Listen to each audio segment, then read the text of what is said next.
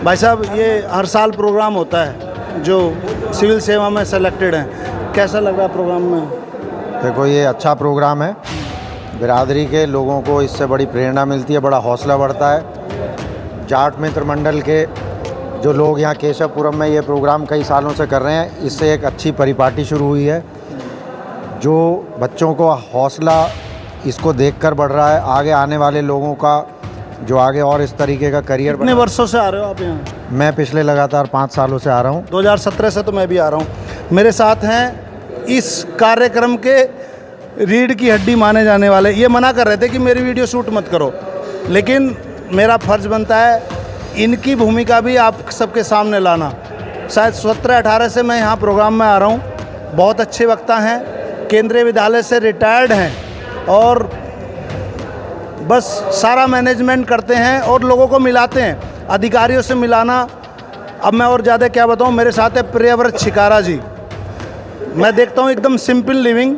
कई बार तो मैंने देखा इन्होंने सेविंग भी नहीं की। हमारे जैसे लोग बंठन के रहते हैं। छिकारा साहब, हर साल ये प्रोग्राम कब से हो रहा है जो यहाँ सर छोड़? ये प्रोग्राम हो रहा है जी जून 2010 से। अच्छा, बीच में 1 साल नहीं कर पाए थे, कोरोना के वाला?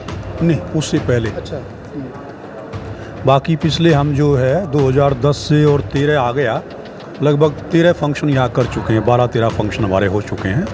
हर साल करते हैं। हमने कोरोना में भी 2020 में जो बिल्कुल कोरोना पीक पे था तब भी हमने फंक्शन किया और जितने भी अपने समाज के बच्चे ग्रामीण क्षेत्र के आते हैं उनको इन बच्चों से प्रेरणा मिलती है।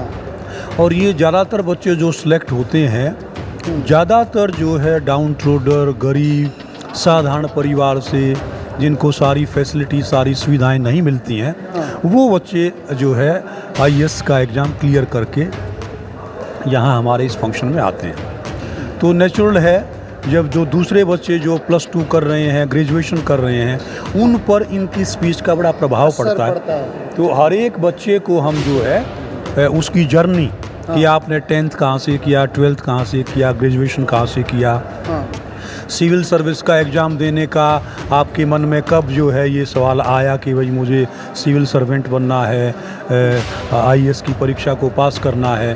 तो ये सारी जर्नी वो बच्चे बताते हैं और उससे बड़ा फ़ायदा होता है समाज को।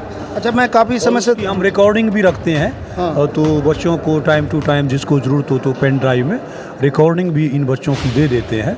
जैसे आज UGC के former chairman professor Ved Prakash ji आए तो कुछ दिल्ली यूनिवर्सिटी के और कुछ दूसरे सीनियर ऑफिसर्स ने मुझे रिक्वेस्ट की कि उनकी स्पीच हमें ज़रूर चाहिए।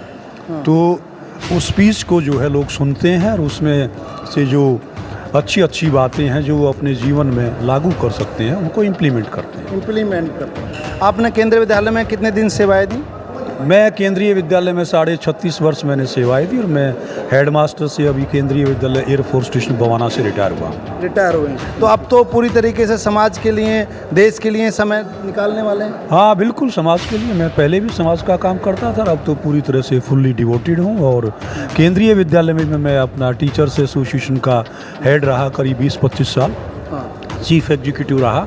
हमने अपनी अलग एसोसिएशन बनाई, उसको मान्यता दिलवाई मिनिस्ट्री से भी और KVS से भी। जाट युवक खासकर समाज के लिए और क्या संदेश देना चाहेंगे आप इतने मैच्योर्ड हो गए, आपने संदेश बहुत क्लियर है कि 2 ही बातें, एक तो नशे से दूर रहें। हमारे पर्टिकुलर जाट समाज में भी और दूसरे समाज में भी है, लेकिन हमारे समाज में ज़्यादा है कि बच्चे नशे से बचें, नशे से बिल्कुल दूर रहें। कोशिश करें कि बीड़ी सिगरेट भी ना पिएं, हुक्का ना पिएं, दारू ना पिएं और अन्य प्रकार के नाना प्रकार के नशे हैं, तो नशे से बिल्कुल दूर रहें। मैं खुद चाय तक नहीं पीता, मुझे चाय का टेस्ट नहीं मालूम, और बाकी नशे तो बहुत दूर की बात है। और दूसरा ये है कि डॉक्टर अम्बेडकर ने कहा था कि शिक्षा तो शेरनी का दूध है। शिक्षा जो है, एजुकेशन, ये तो शेरनी का दूध है। जो इसको पिएगा वो धाड़ेगा, जो इसको पिएगा वो धाड़ेगा, चाहे जुबान के माध्यम से, चाहे कलम के माध्यम से। तो इसलिए दैट इज़ इम्पोर्टेंट कि भी आपको नशे से दूर रहना है, अपने स्वास्थ्य का ध्यान रखना है, अपने पेरेंट्स का, बुज़ुर्गों का सम्मान करना है और हार्ड वर्किंग मेहनत जो है आप किसी भी फील्ड में करें वो अपना रंग लाती है। बहुत बहुत धन्यवाद। और तो, हाँ। ये मैंने जो आपको कहा शिक्षा, शिक्षा बहुत इम्पोर्टेंट है। जिस समाज में एजुकेशन आ गई, आप गांव में देख लीजिए, जो पुराने रजवाड़े थे जिनके पास पक्की हवेलियां थी, कई कई ट्रैक्टर खड़े रहते थे, वो लोग बर्बाद हो गए। और जिसके पास 1 एकड़ ज़मीन थी या वो किराए पे रेंट पे ज़मीन लेके खेती करता था, जिसने अपने बच्चों पे जो है फोकस किया, पढ़ाई करवाई, शिक्षा दी, अच्छे स्कूलों में पढ़ाया, उनकी तरफ ध्यान दिया, एजुकेशन की तरफ, वो बच्चे फिर ऑफिसर बने। कोई आर्मी में ऑफिसर बना, कोई पैरामिलिट्री फोर्सेज में गया, कोई सिविल सर्वेंट बना, कोई प्रिंसिपल बना, तो वो अच्छे जॉब में आए। और जब पैसा आता है तो फिर तरक्की उसके हिसाब से होती है। चौधरी चरण सिंह ने कहा था कि भाई अगर आपके पास 4 बच्चे हैं तो आप एक से ही खेती करवाएं, 3 बच्चों को आज ही घर से निकाल दो, चाहे वो ड्राइवर लगें, कंडक्टर लगें, चौकीदार लगें, टीचर लगें, अपना कोई हाथ का काश्तकार छोटा मोटा लघु उद्योग करें, क्योंकि उससे जो है महीने में आपको एक फिक्स आमदनी होगी कि भी मुझे इतनी सैलरी मिल रही है। खेती में फिक्स ऐसा कुछ भी नहीं है। आपकी फसल तैयार है, ओलावृष्टि हो गई, आंधी आ गई, तूफान आ गया, फसल ख़राब हो गई, पूरे साल आपने मेहनत की, आपको कुछ नहीं मिला।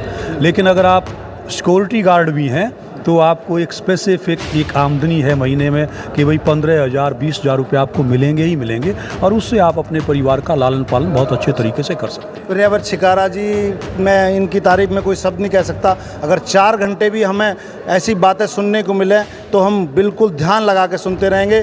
36.5 वर्ष एक शिक्षक समाज को, देश को दिशा देने का काम किया, और अभी यहाँ हर वर्ष मैं कई वर्षों से देख रहा हूँ एक बहुत अच्छा संचालन करते हैं, सारे अधिकारियों को आपस में मिलाते हैं। इन्होंने टाइम दिया, बहुत बहुत धन्यवाद प्रियव्रत शिकारा जी का। और अगली साल जो फंक्शन होगा 2024 में, हम आशा करते हैं हम फिर आएंगे और इनकी कवरेज करेंगे और ये स्वस्थ रहेंगे। नमस्कार, जय Hind, thank you so much.